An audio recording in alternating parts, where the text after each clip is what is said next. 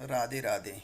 आज आहे कृष्ण पक्षातील आषाढ महिन्यातील योगिनी एकादशी, भागवत एकादशी. खूप महत्त्वाची, अत्यंत महत्त्वाची एकादशी आहे. जय श्री राधाकृष्ण.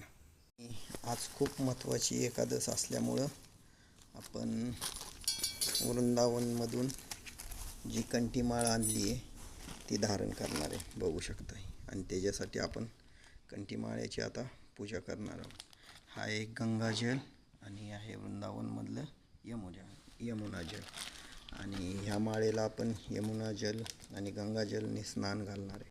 ओम श्री कृष्णाय वासुदेवाय हरिये परमात्मने प्रणतः क्लेशनाशाय गोविंदाय नमो नमः. जय श्री राधे कृष्ण. हे आपण आणलेलं गंगाजलमध्ये, या जलमध्ये तुळशी मालेला आपण स्नान करूयात. जय श्री राधे कृष्ण. आणि नंतर आहे आपल्याकडे हे यमुना जल.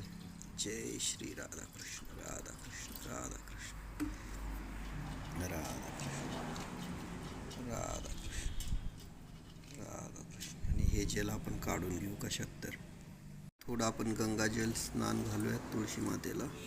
ओम कृष्णाय वासुदेवाय हरिये परमात्मने प्रणतः क्लेशनाशाय गोविंदाय नमो नमः.